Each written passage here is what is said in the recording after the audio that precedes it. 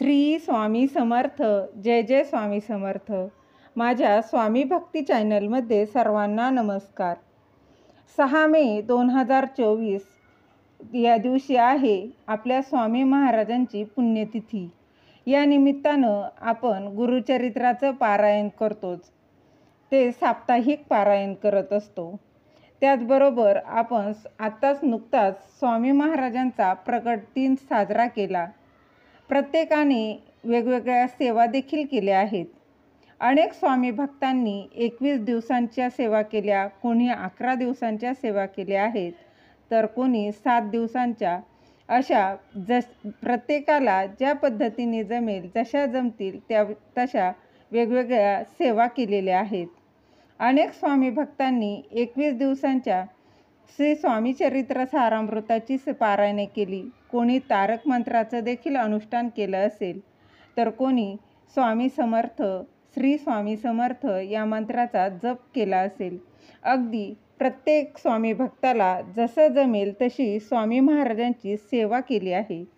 तर आता पुन्हा आपल्याला एकदा स्वामी सेवा करण्याची संधी आलेली आहे. तर ती म्हणजे स्वामी पुण्यतिथीनिमित्त. तर बघा, प्रकट दिनानिमित्त काही सेवा केल्या असतील तरीही या सेवा आपल्याला करायच्या आहेत. त्याचबरोबर ज्यांना त्यावेळी काही कारणाने काही प्रॉब्लेम आले असल्यामुळे स्वामी सेवा करायला जमले नाही, त्यांना खूप इच्छा होती स्वामी सेवा करायची, तर त्यांनी ह्या संधीचं सोनं केलं पाहिजे. त्याचबरोबर ज्यांनी आधी देखील सेवा केली आहे त्यांनी देखील संधीचं सोनं केलं पाहिजे. तर आजपासून किंवा अगदी जेव्हा तुम्ही व्हिडिओ पाहाल तेव्हापासून काही स्वामी सेवेला सुरुवात करा. बघा त्याचबरोबर तुम्ही सप्ताह काळातही या सेवा करू शकता. तर कुठल्या सेवा करायच्या आहेत त्या जाणून घेऊयात. त्याआधी तुम्ही माझ्या स्वामी भक्ती चॅनलला सबस्क्राईब नक्की करा. तर बघा, सप्ताह काळात तुम्ही काही सेवा करत असतात. त्याचबरोबर आपण या काळात गुरुचरित्राचं पारायण करत असतो. त्याचबरोबर या काळात तुम्ही जसं जमेल तशा काही सेवा केल्या या दिवसात. तर कोणत्या सेवा करायच्या आहेत त्या बघूयात. अनेक स्वामी भक्त हे साप्ताहिक पारायण करत असतात, गुरुचरित्राचे पारायण करत असतात. म्हणजेच काय, तर 30 एप्रिल ते 6 मेपर्यंत आपल्याला साप्ताहिक पारायण करायचं आहे. तुम्ही पारायण घरी केलं तरी देखील चालेल किंवा केंद्रामध्ये किंवा मठामध्ये करू शकता. त्याचबरोबर तुम्ही श्री स्वामी चरित्र सारामृताचे पारायण देखील करू शकता. तुम्ही 21 दिवसांसाठी करू शकता किंवा 11 दिवसांचे देखील करू शकता किंवा अगदी 8 दिवसाचे, जसे तुम्हाला जमेल त्याप्रमाणे तुम्ही करू शकता. त्याचबरोबर 26 एप्रिल ते 6 मे या 11 दिवसांची देखील सेवा करू शकता. तर त्यासाठी काही नियम देखील आहेत. तर सर्वात आधी नियम आहे तो म्हणजे परान्न वर्ज्य करायचं आहे. जेव्हा तुम्ही हे पारायण करणार आहात तेव्हा तुम्हाला परान्न वर्ज्य करायचं आहे. परंतु या काळात काही कार्यक्रम असतील, जसे की लग्न असेल, तर काय करावं? मध्येच सेवा सोडावी का? तर नाही. तुम्ही संकल्पयुक्त सेवा सुरू केली तर, जसं की श्री स्वामी चरित्र सारामृत संकल्पयुक्त करा. केंद्रामध्ये काय करायचं आहे तुम्हाला? सर्वात आधी एक नारळ आणि खडीसाखर ठेवायचं आहे. त्याचबरोबर केंद्र नसेल तर जवळपास तुमच्या मठ असेल तर मठात देखील तुम्ही ठेवू शकता किंवा अगदी घरातील स्वामी महाराजांसमोर देखील एक नारळ खडीसाखर ठेवू शकता व त्यांना पूर्णपणे शरण जायचं आहे आणि प्रार्थना करायची आहे. आणि आपल्या स्वामी महाराजांना सांगायचं आहे की स्वामी महाराज, माझ्या आयुष्यात या अडचणी आहेत. जसं की काही अडचणी ह्या प्रत्येकाच्या बघा आयुष्यात अडचणी असतातच. ज्यांना मुलं बाळ होत नाही, काहींची लग्न जमत नाही, नोकरीविषयी काही समस्या असतील, त्याचबरोबर व्यवसायात प्रगती होत नसेल, तसेच सांसारिक अडचणी असतील, जशा की नवरा बायकोचे पटत नाही, काही आर्थिक प्रॉब्लेम असतील, तर तुमच्या अशक्य गोष्टी इतरांना सांगत बसण्यापेक्षा आपल्या स्वामी महाराजांना सांगा आणि अगदी श्रद्धेने विश्वासाने सेवेला सुरुवात करा.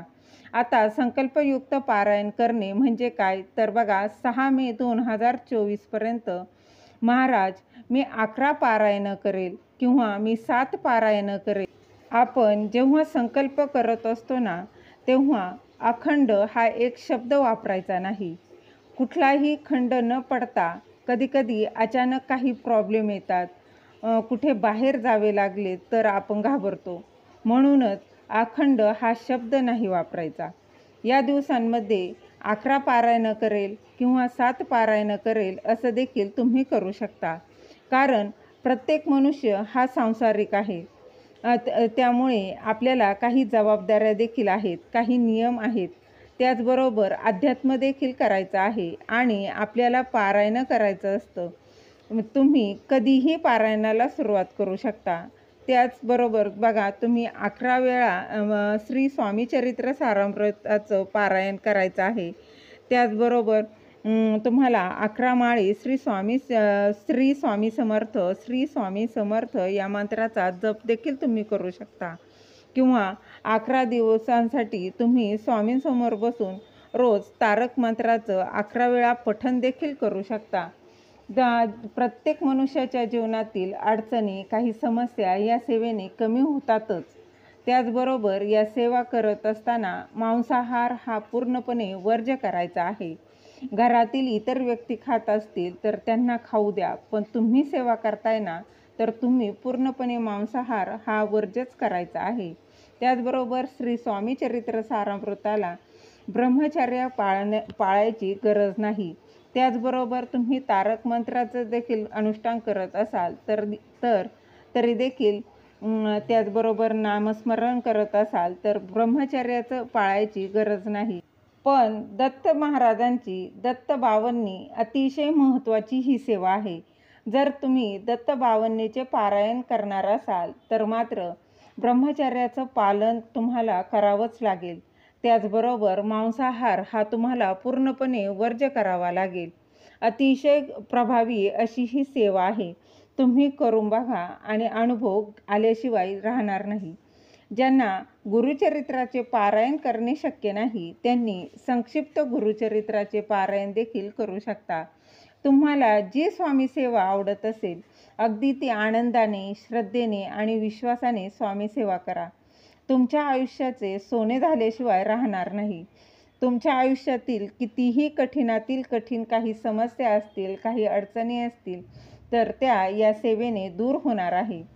स्वामींची कृपा होणार आहे. अगदी काहीच नाही तर बघा, श्री स्वामी समर्थ, श्री स्वामी समर्थ किंवा दिगंबरा दिगंबरा श्रीपाद वल्लभ दिगंबरा किंवा श्री स्वामी समर्थ, जय जय स्वामी समर्थ, श्री स्वामी समर्थ, जय जय स्वामी समर्थ या मंत्राचा जेवढा जमेल तेवढा जप केला ना, तरी बघा येणाऱ्या पुण्यतिथीपर्यंत तुमच्यात काहीतरी सकारात्मक गोष्टी घडायला सुरुवात होईल. अशक्य ही शक्य करतील स्वामी या वाक्याची प्रचिती ही प्रत्येक स्वामी भक्ताला आल्याशिवाय राहणार नाही. म्हणून प्रत्येकाने स्वामी सेवा करा. झालेली सेवा महाराजांच्या चरणी अर्पण करते. दिलेली माहिती तुम्हाला आवडली असेल तर लाईक करा, शेअर करा, सबस्क्राईब करायला विसरू नका. श्री स्वामी समर्थ, जय जय स्वामी समर्थ.